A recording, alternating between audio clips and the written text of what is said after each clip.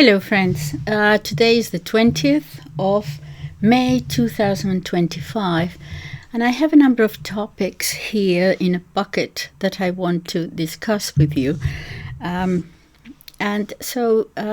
Because of what has been happening in the last week, 10 days, I decided, and talking about the Pope, and so I decided to give the Pope a little bit of a break and talk about something completely different. And one of the topics that I had here, that I had researched, and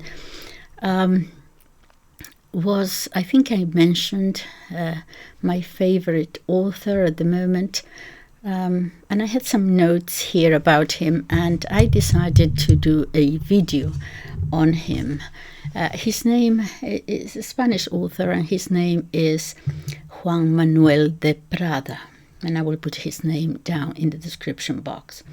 One of you, I think I mentioned him before, and one of you asked me whether his books have been translated into English.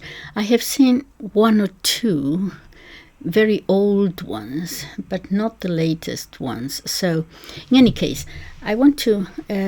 he has been doing the rounds of promotion of his latest novel, and so there are lots of interviews with him talking about just about everything, the novel obviously, but many other things. And he does say, yes, you know, I am in a promotion tour. He says, it's not something that I particularly enjoy as a writer. Is something sort of uncomfortable. I wish I was a writer, he says, of the 19th century, where, you know, you wrote a book and then the book, you know, had a life of its own. But now, of course, the publishing houses expect you to go and around and talk about it and promote it. And he says, and of course I have to do it. It's my duty to do it. I don't do it gladly, but I do it out of duty and obligation, and I do it because I have to do it. So he's doing all these rounds, and he's talking about his latest book. And I'm going to cover several points that he deals with in all these interviews that he has been doing. This one latest novel, he's really one of my favorite authors. I always learn so much from him, from a person who thinks deeply about things, and it's a privilege to listen to him. This latest novel is a huge novel. 1,600 pages, is 2 volumes. They had to obviously divide it up. And it's based on real things, real events, real people during the German occupation of France. Because it is a novel, he didn't want to write a history book. He wanted to write a novel, which is what he says he is, a novelist. And so he uses 1 or 2 fictitious characters in order to create a sort of a narrative, you know, for the story to move along and so on. But he explains who they are. The reader knows. But he's dealing with real people. Now, who were these people? Okay, with people who, during the Spanish Civil War, they fled to France, okay, mainly intellectuals. There were many other people, but he's dealing with the intellectuals of the time, which now are revered and seen as people who were very brave and opposed fascism and you know, saints of democracy. And what he found was that the true story is not exactly like that. That, as in so many cases, during the Second World War, you know, in France, especially during the Vichy government, there is a narrative and everyone was on the right side. But the truth is that it was not always like that. Now, he does explain that he's not actually blaming them. He's not accusing them. But he has to deal with the truth of what happened and against the hypocrisy of those who are now admired for having been part of the resistance, and in fact they were not. Now he explains that he's not blaming them because this is what happened. They fled, the Civil War. They went to France, which is the place to go, for an artist, an intellectual. And then they find that Germany occupied France, and here they are in the middle, having fled Franco and now confronted with the Nazi occupation. They couldn't very well denounce fascism. At the end of the day, they were in a very difficult situation, sometimes not even artists, some journalists, sometimes not even able to eat properly, So all of us, if we think about it, in a situation where you have to survive, you accommodate sometimes yourself, and it's easy to give up our principles and accommodate ourselves. So these people who are now revered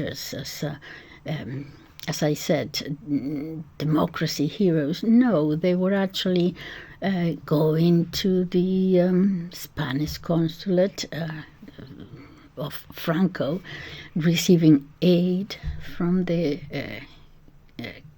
consulate, the consulate helping them out in many cases, doing an exhibition of Spanish artists and helping them along and so on. And they were participating in indirect forms, sometimes even telling tales about the other and so on, in order to survive. So he says, look, that's human nature. I would have probably done the same. I'm not that brave to stand up there against the Nazis by myself. No, I would have probably... Okay.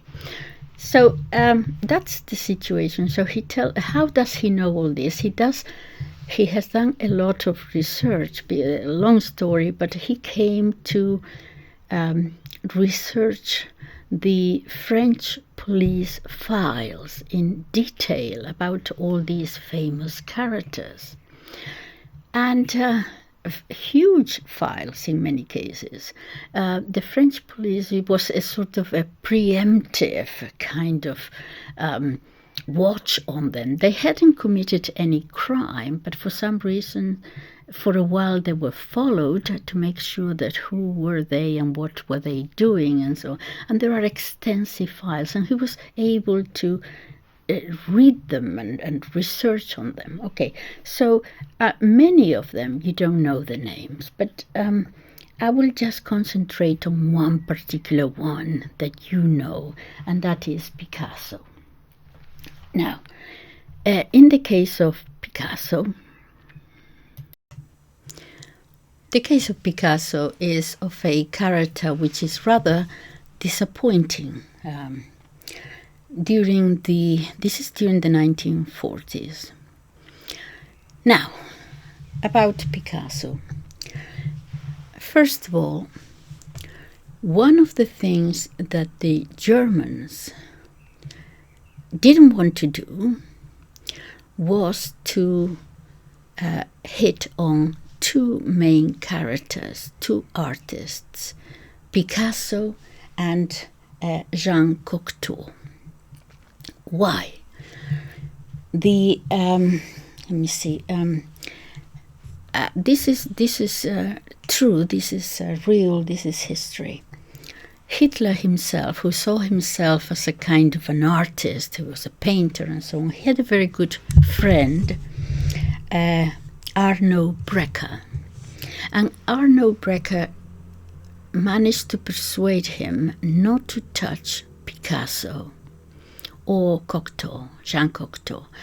Jean Cocteau was a French intellectual, a writer, a poet, film director, playwright. Okay, why? Because after the occupation of France, the Germans wanted to give the impression to the whole of Europe that everything was fine and nothing had changed and so on. And Picasso was so well known that he actually gave orders not to touch him, not to meddle with him, to leave him alone. So he had this privilege of he could do and say anything he wanted, even say he was a communist, and nothing happened. There were strict orders. Okay, so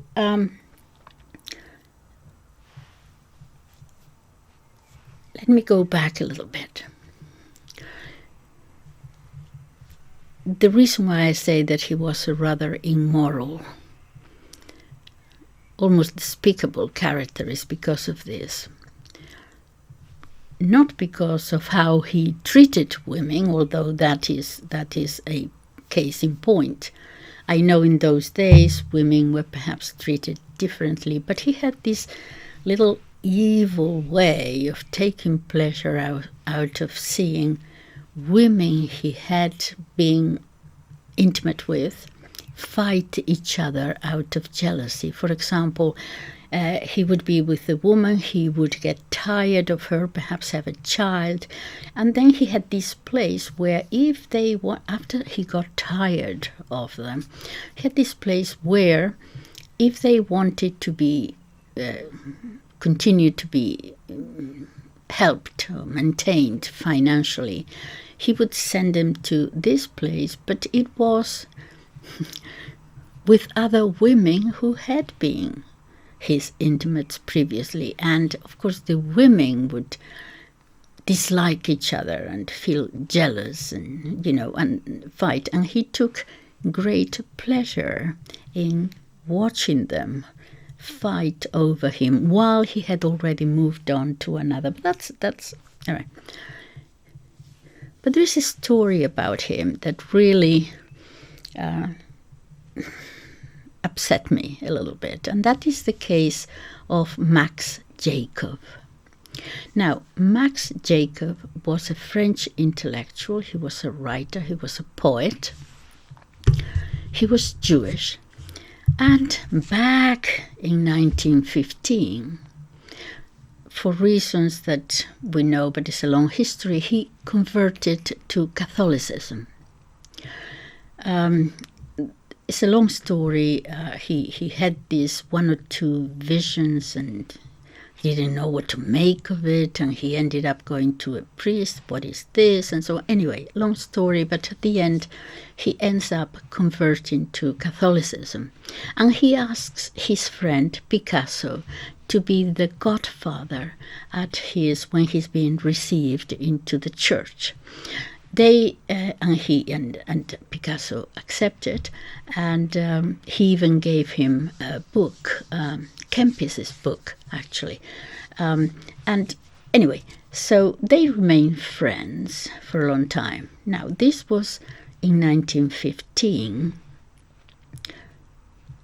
Of course, the French intellectuals at the time couldn't comprehend how a man like Max Jacob, who was famous at the time, could possibly convert to Catholicism. Okay, so the usual mockery of the intellectuals and so on. And they would laugh among themselves that Max Jacob had become another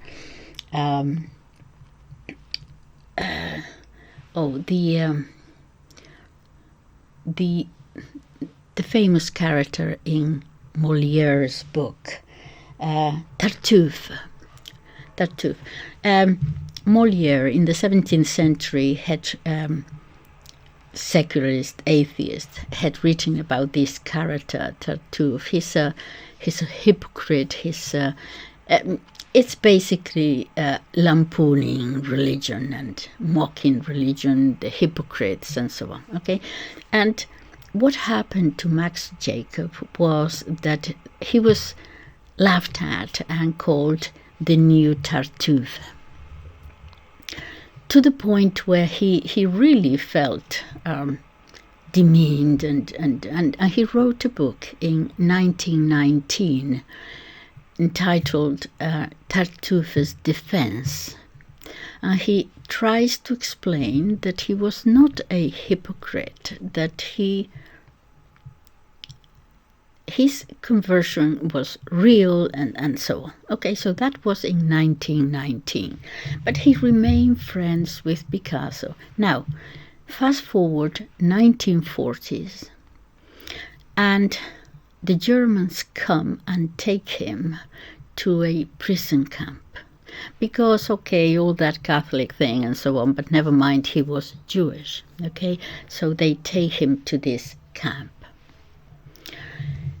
Jean Cocteau, who was the other one privileged that, together with Picasso, that the Germans would not touch because they just, no, look, everything is fine here, actually decided to write a letter to the Nazi regime, to the Gestapo, I think, pleading for Max Jacob and to let him out.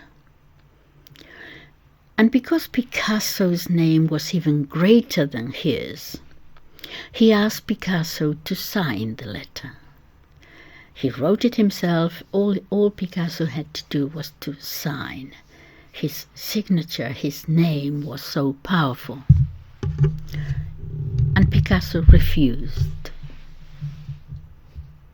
He refused. He was not in any danger himself.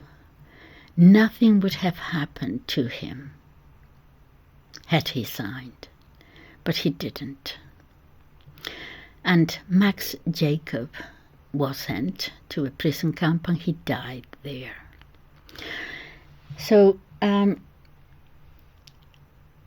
Prada is telling us about other characters that we know, but I just thought that I would give you this case, particularly of Picasso. Now let's move on.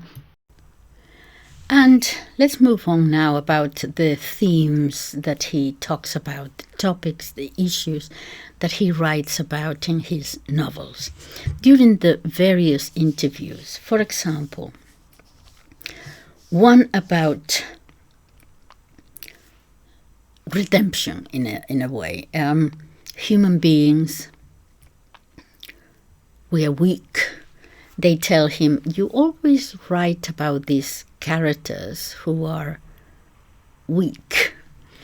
But nevertheless, at the end, it seems as if they are able to pick themselves up. And, okay. And I wrote a few notes down because I think he explains it so much better than I can possibly do. And he says, yes, of course, anyone, even the most vile person. Oh, because he's when he's introduced everywhere, he says, how do you what is the impression that the general public has of you? Because you have been cancelled in so many areas. He used to have a television program many years ago, perhaps 15 years ago, where he would bring scholars, historians, philosophers, even priests also. And they would, he's a great lover of films, old films. He's seen all these films. And the television program consisted in, this is the theme that we're going to talk about today. Love, hate, resentment, different things, whatever. And they would show a film, and as an audience you were able to see the film, and then after the film they would discuss what it was about and so on. Okay, but that was taken off, and he is even cancelling many areas, and he's saying, why is that? And he said, I think people just now see me as a Catholic writer. And it gives, and yes, I am Catholic, but it gives the impression as if I'm there just only preaching sermons. So he said, well, I don't have anything against it, but I don't preach a sermon. I use a story in order to talk. But yes, I'm Catholic, so I'm obviously going to see it from a universal Catholic perspective. So here, on this sense of human beings, weak and being able to lift themselves up somehow, he says, yes, of course, everyone, even the most vile person, the person, let's say, most accustomed to doing bad things, wicked things, even the person who has made wickedness, or even evil, a habit in his life, I believe that he can actually abandon that habit. I actually do believe he can.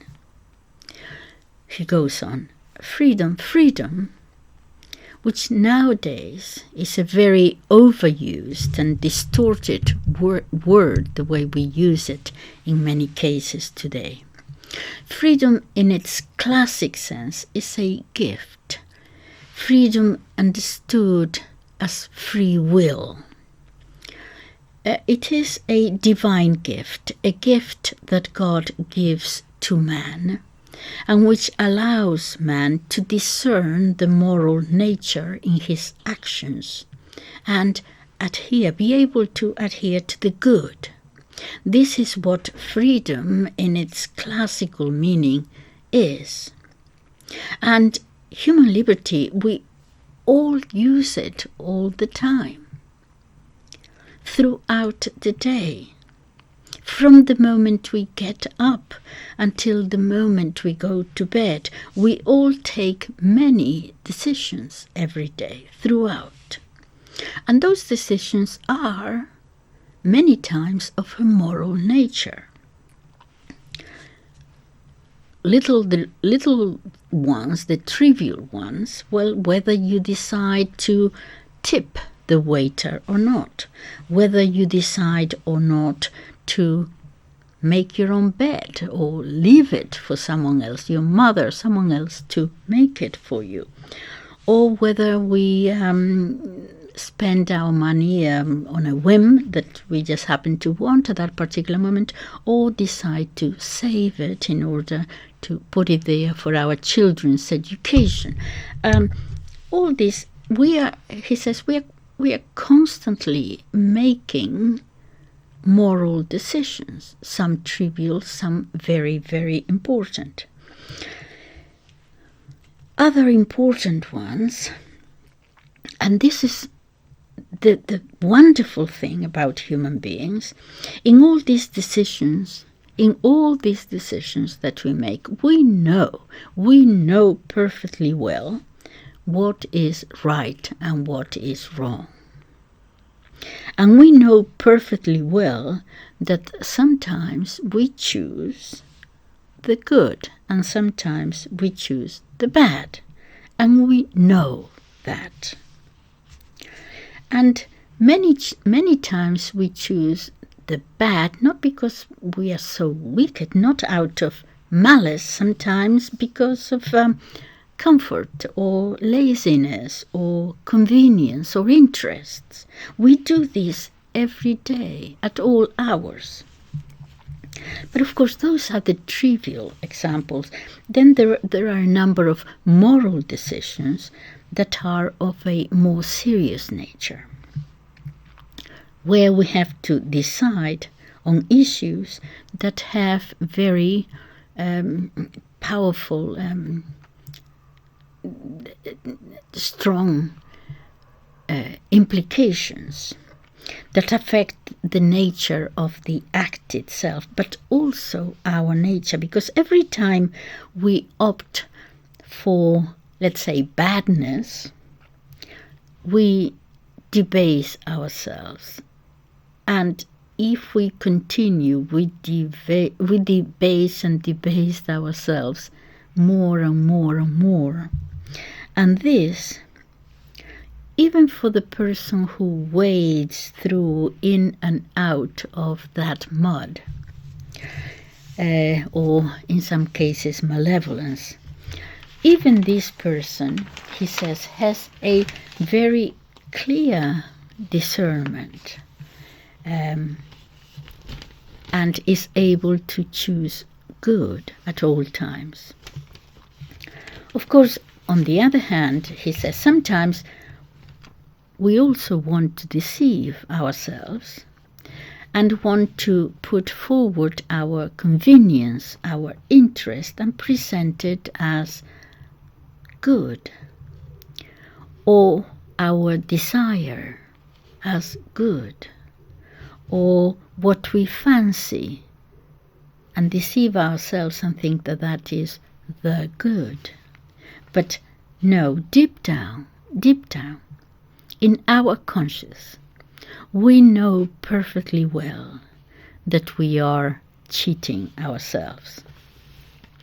And of course then you have the social manipulators who use our weaknesses to tell us that badness is goodness and goodness is badness, of course, and confuse us. In reality, what they're doing is to take advantage of our weaknesses, only too real, to benefit themselves. We see it in politicians, to take their cut. But if we all take a good look inside of ourselves, we know perfectly well what is right and what is wrong. And we don't need the law to tell us that. In fact, many laws tell us nowadays that what we know is right is wrong, and what is wrong is right, because we live in perverse times. And in one interview, the interviewer says, I was asking about this, which is very clear in the first volume of this book, because you present some rather perverse characters there, especially the protagonist. But now it seems, that was in the first volume, but now in the second volume, it looks as if he has seen the light or something. He becomes a sort of a much better person than he was. And he says, yes, well, look, I am Catholic, and in my view of human nature, this involves, first and foremost, an understanding of human weakness. I am not a Puritan who's always pointing his finger at what someone else is doing wrong. I personally wouldn't say that human beings are wicked. Human beings, we are weak. We are made of clay, and therefore prone to falling, and sometimes actually falling flat out on our face, and repeatedly so. But at the same time, I also believe that human beings have the capacity to pick ourselves up and rebuild ourselves, to get back up. In the novel, it is true that all manner of miseries, you can see it in each character, they're shown there. But I don't think there are people, I don't think that generally speaking there are people who are thoroughly, completely, 100% bad people. We can become that, but just as I don't think that they are completely, entirely good people, perfect people. One can become one, yes. One can become completely good, yes. by means of asceticism, by means of a capacity for renunciation, a capacity for sacrifice, many things.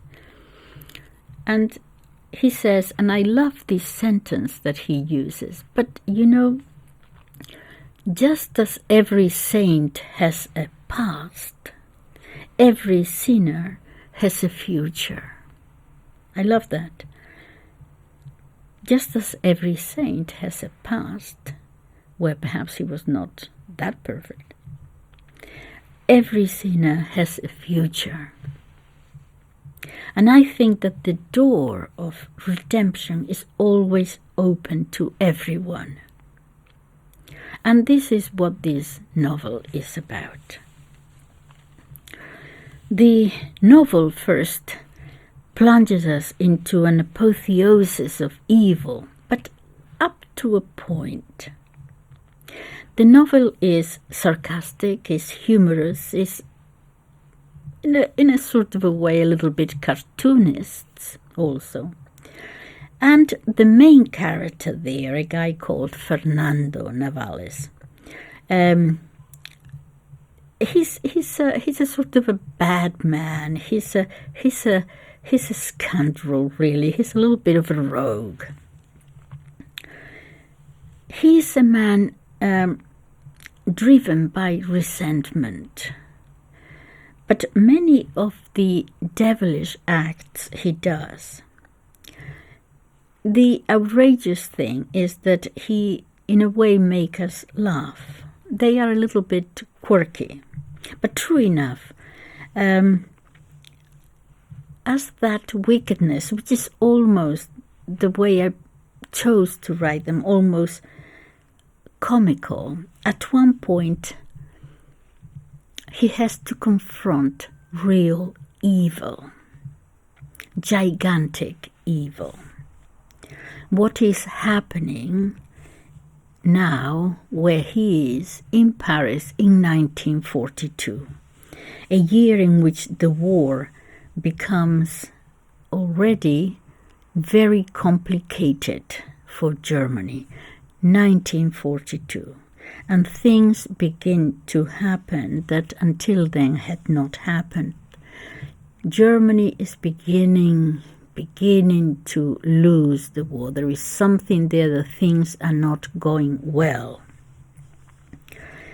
And that is the year in which the persecution of the Jews is now unleashed.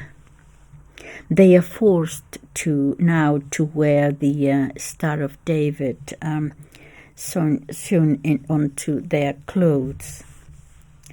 Mass deportations to the east, to the concentration camps, in a massive, massive way. The Allies' aviation is bombing Paris. Resistant attacks increase. The occupiers' reprisals against attacks are becoming increasingly more savage. So at this point, when all these things are real things, historical things that are happening, the protagonist in the novel, who was a scoundrel himself and a resentful man and a horrible man, but not a super villain, just, everyday things. He's now confronted with real evil that overwhelms him, actually, and to such an extent that confronted with this evil, he begins to question his own wickedness. He begins to have moral dilemmas which he never had up to that point. It's only when he sees this what real evil is. And there comes a point when he no longer revels in his antics, which he was always rather proud of. But you see that each one of his antics, every time he does something wrong, it becomes more and more difficult for him. he's become aware of them. In other words, when seeing clear evil in the face, much greater than his own, he sees it and he recognizes it, and that makes him aware of his own weaknesses and begins to change. That we see that in the novel. Okay, another question is about resentment. He was asked, why do you say somewhere in your novel, they quote the paragraph, that resentment is proper of people living in big cities? What do you mean by that? Oh, he says, no, I think resentment can flourish anywhere, in any place and in any circumstance, for sure. But I think it is true that big cities, how do I say this? He says, let's see. Well, you see, is that resentment is actually ultimately an anonymous passion. What do I mean by that? Because unlike, for example, envy or jealousy, hatred, or other harmful passions that can colonize the human heart, he says, envy or hatred are always directed towards someone, to a specific someone or something, a person, a country, someone specific. So I envy you because you are smarter than I am, because richer than I am, whatever it might be. And I hate you because of it. So I'm directing my envy or my hatred against you. But resentment is as if the person who is resentful is aware of an injustice that he feels was committed against him, a sort of a cosmic injustice. He feels resentful, his resentment is not directed at anyone specifically, not in particular, but it's like he sees it as this something. I did not get what I wanted. I did not get what I deserve. I do not get enough respect from people, or enough this, or it's a sort of a more general thing. I didn't get the Nobel Prize and I deserve it, kind of thing. So resentment is something that is rather, if you want, abstract, does not have specific recipient. A resentful person is someone who believes that a grave injustice was committed by the world or against him, or not so grave injustice, that has been inflicted upon him, and therefore what he has to do is somehow to pivot that resentment against the world in general. So when I say that about big cities, he continues, is not really that I don't think that you can be you can't be resentful if you live in a village or in a small town. Of course you can. But generally speaking, he says, generally speaking, a life lived with close ties, within closer human relationships, is almost a balm against this destructive passion that is resentment. On the other hand, that detached life that we live in cities, that anonymous life lived in big cities, that life in which you are an autonomous entity in the midst of a crowd of strangers, I think is more prone for that resentment to flourish. What else that he said? Look, I have known good people.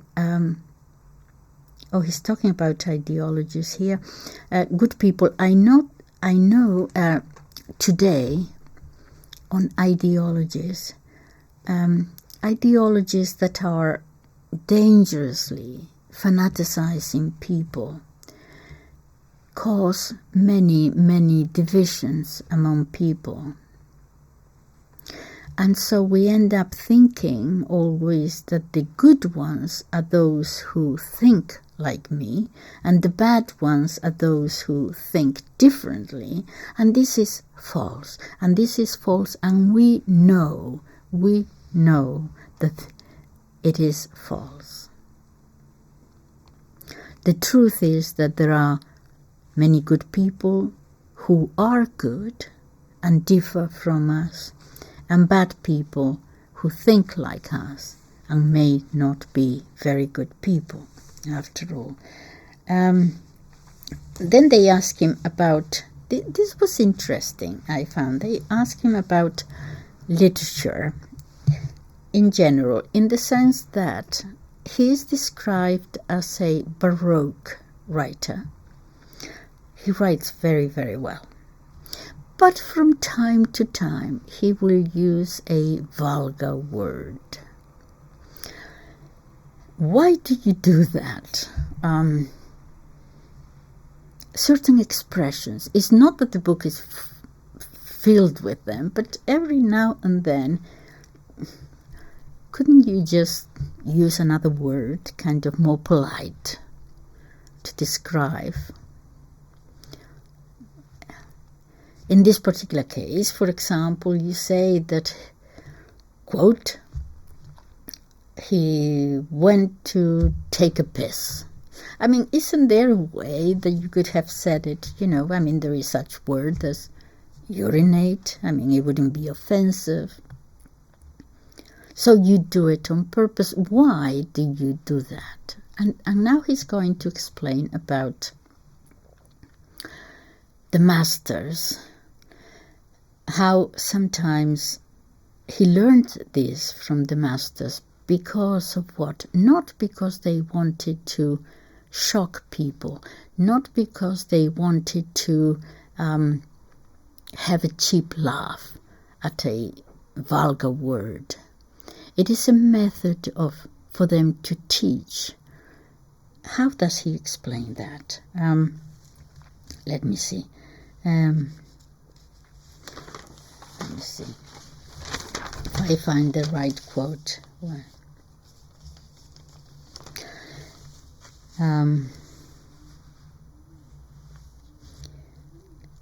Okay, I have so much here.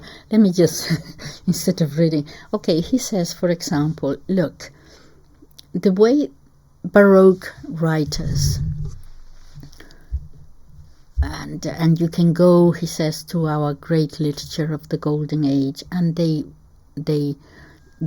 write like this. All of a sudden, a vulgar word and so on. He said you can go to, he mentions different writers, and of course you always end up in Cervantes, because that is where Spanish writers go, as in English we go to Shakespeare. There is always there something that you can relate to. And he says, well, Cervantes uses it, not all the time, but there are always incidents in which he will use vulgar language. It is, for example, when he says that at one particular moment when Sancho, his sidekick, is giving a balm to drink, tisane, as it were, Cervantes says, and poor Sancho, he started excreting from both pipes of the human body, something like that. what he meant was, he puts it in a funny way, but what he meant was, look, he drank this tisane and poor Sancho started both vomiting and at the same time having diarrhea. And you can imagine the picture of that description. They do it in a humorous way, not offensive, but why do they do this? And he says, it's in order to teach. The Baroque writers wanted to tell us all that even the people who perform great acts of heroism and saintlessness and this, okay, we're people. Oh yeah, you're constructing that magnificent cathedral. But those people who were building that cathedral were people who at one time or another would have to take a break, go round the corner and take a piss. And they used that terminology in order to tell us they are people like you and I. They are people with weaknesses. They are people with the same bodily functions. But they are able to lift themselves up from the filth and the mire of everyday life. It is a teaching tool.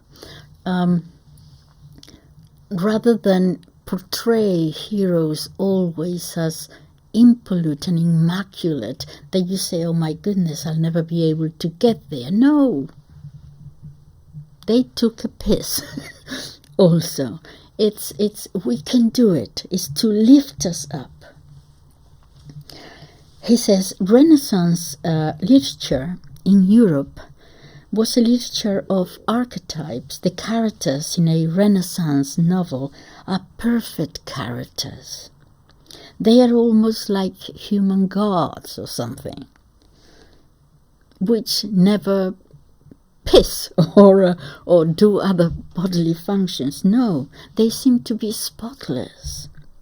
At its core, this type of literature, at the core of this type of literature, there is a kind of human deification. And I believe, in a sense, that's also happening in the literature of our time, for different reasons, or perhaps for the same ones. A sort of deification of man, of a human being, an effort where the most painful or dirty or aspects of our human life are not shown. He continues, and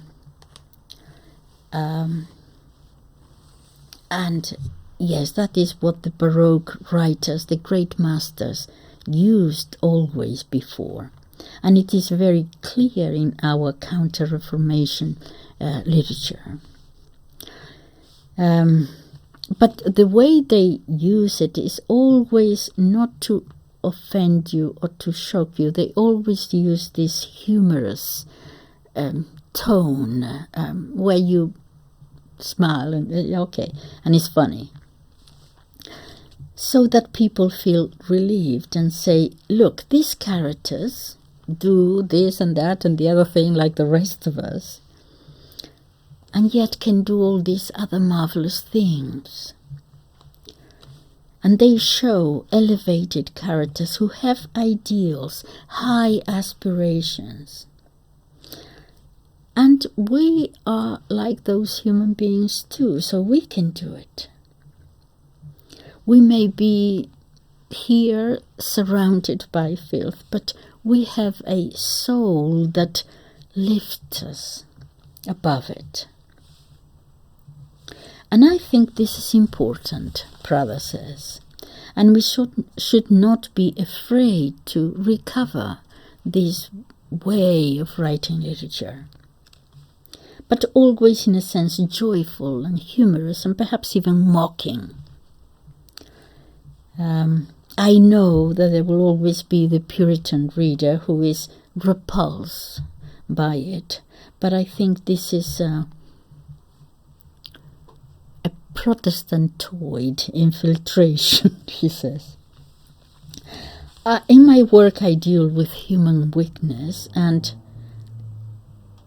from that weak clay to which we are all needed, heroism can arise, greatness arises. And in my characters, yes, they are for the most part weak, but there are always moments of unexpected personal gallantry.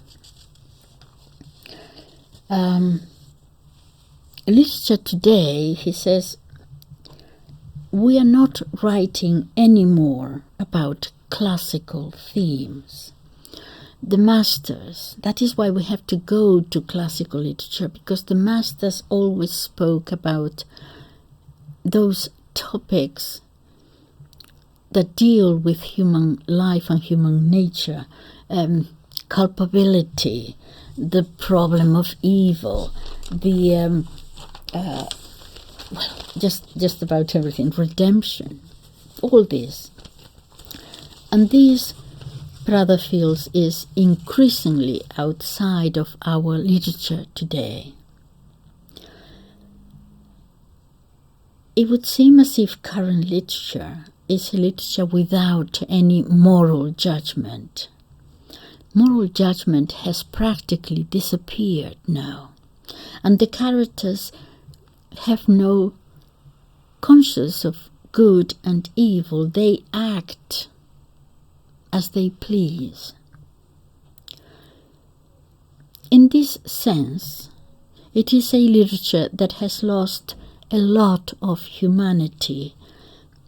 Humanity has a lot of meat on the grill. There is a lot of meat on the grill there. And our literature at the moment looks like, he says, I call it Finnish literature. A literature without blood in its veins. You see, me personally, talking about me, he says, when I read a novel, I need an author to offer me a distinctive vision of the world that is expressed through unique expressive resources. When I read a novel by a good author, or a classical author, I sometimes don't even need the name of the author on the cover. If I start reading it, I know exactly who the author is, because his personal contribution, his style is non-transferable. It is his own, his or her own. The style is unique. But now you read a novel and it's as if it was written by artificial intelligence. The writing is correct, but it is a sort of like those redactions that we used to do when we were children. That has nothing to do with literature. For a writer, literature is like extracting oil from the language. It can't be just about telling a story. You have to tell the story in a way that the reader is captivated. You have to write differently from everyone else. And today, a lot of what is written, it is as if it was not literature, but a script for a film or a Netflix series.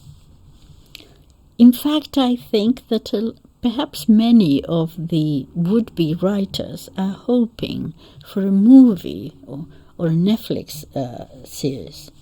And I absolutely, says, refuse to have anything to do with Netflix or anybody else. No, I'm not at all interested in that world. I want distinctive books, which is what I find in the great masters.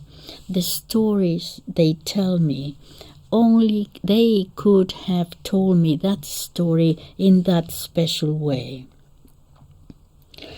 And it's curious, isn't it? I suppose that many of you, he's speaking to an audience, have tried artificial intelligence. And I think very soon artificial intelligence will be writing novels in a way that which will actually render many of these would-be writers useless, because artificial intelligence can do that. That's my view of literature, he says.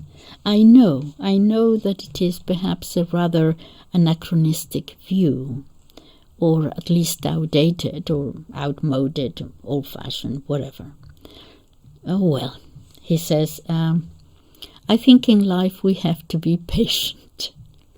Chesterton said that one of the great tragedies of a human tragedy is that we only live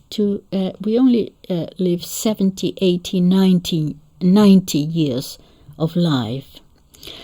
If we lived 300 or 400 or 500 years, Chesterton says, we would realize and become aware of the mistakes that we have made, the errors of our time, that we are so eager to applaud when we are living, and think of them as great successes, but we never live long enough to see the implications and the consequences of our errors. If we live 300 years, we would, but we don't, and so it is our children and grandchildren who inherit the consequences of our mistakes. I think art, for example, at the moment is falling into a serious error, of which I am sure we will repent, not we, our children and grandchildren, our descendants, will unfortunately have to pay the consequences. But not us, because by that time, when we see the errors, we will all have that perennial smile that skulls have, he says. Then they ask him about films. He loves films and he knows a lot about films. And they ask him about films during the German occupation of France. He has seen a lot of those films made in France at the time. And he says, oh yes, look, the Nazis, they regulated life in an almost maniacal way, okay? They tried to structure everything. However, they had one thing very, very clear in their minds. It regulated life, as was Paris under the occupation. Everything regulated, almost like today, he says.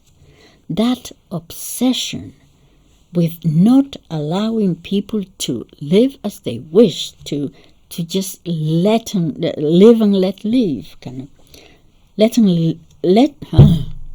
Live and let live. Rather, everyone had to do what they said, obviously. And in the midst of all those overwhelming and dizzying regulations about how to live your life, nevertheless, he says, what they were very clear about, the Nazis, was to allow entertainment to continue. The life of entertainment, the theaters, the cabarets. The Germans boosted film production. In France, the Nazis created a production company called Continental Films, with German capital, but with French technical teams and French actors, and lots of films to have the people supplied with entertainment. Again, Paris was to be the showcase. Everything is fine here. Life continues as it has always been.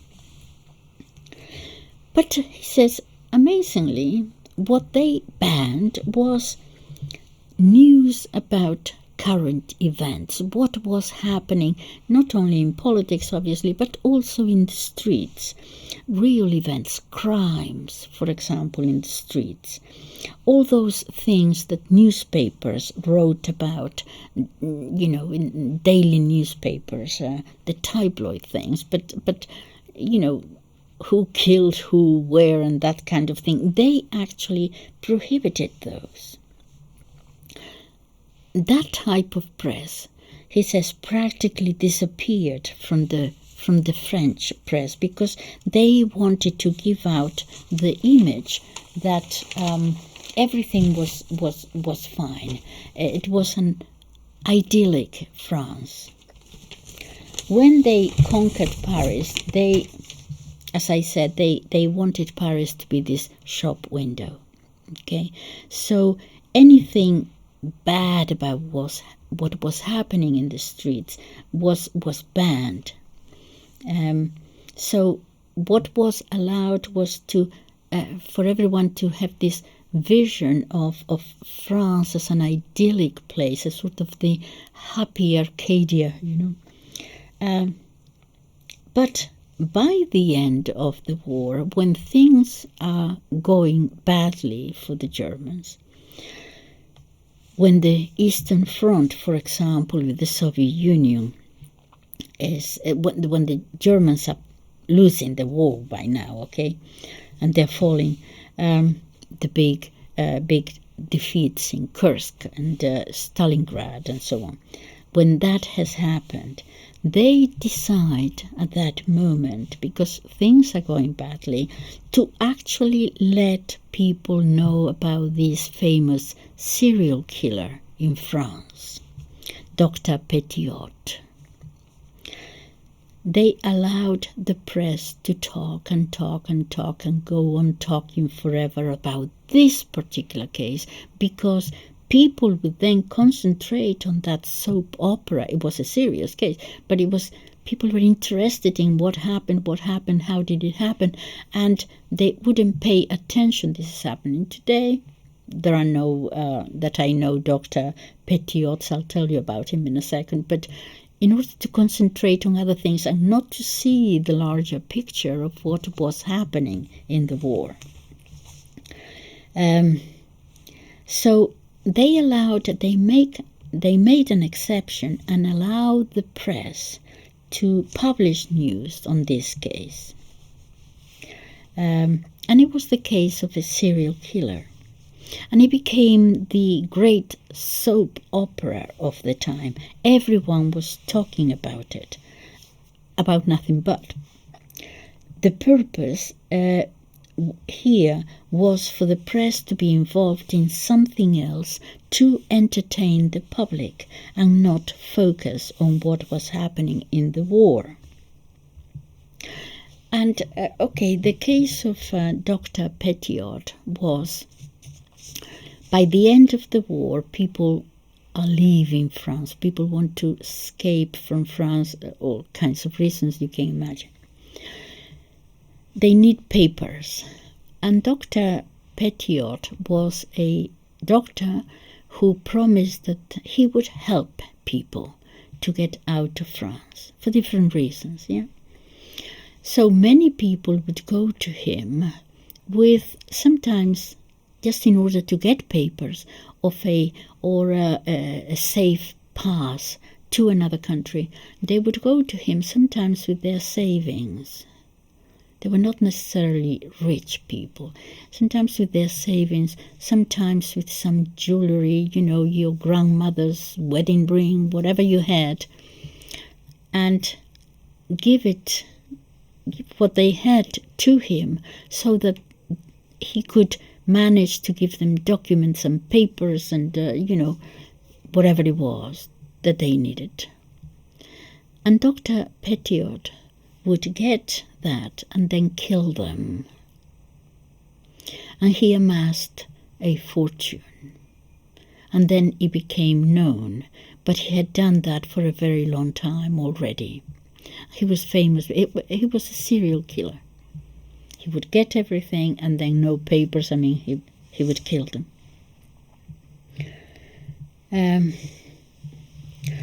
And he continues talking about films, and he says, and now when we talk about French films of the time, I've seen many of them. They didn't deal with the everyday reality of what was happening, but it would be films about, historical themes, detective films, horror films, on the whole films that took you away from reality, actual everyday reality, which might be happening today too. And this is important because if you think about it, it is a constant in just about all forms of tyranny. However open or disguised that tyranny might be, the tyrant is always concerned about the herd, let's say, that the people are conveniently entertained. He, the tyrant, makes sure that the people are provided with entertainment and morbid journalism, and that is very much part of it too. Keep them entertained. Keep them away from other types of thoughts that might make them think and look at the actual real situation that is happening in front of their very own eyes. What is happening in real time. And this is a constant in all human history, all tyrannies, ancient and modern, and even, we could say, perhaps present day, he says.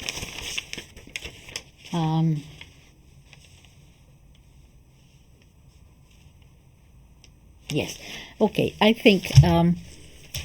So, what do I think of all this? I just wanted to. There are so many thoughts that he inspired me to think about and talk about, and I kept making notes of his interviews, and I just thought I have to share some of these thoughts. Okay, for you to ponder over, and that's it. I think I will leave it for today, and think it's already an hour. I've been over an hour, so that's it. Thank you very much. Okay, bye-bye.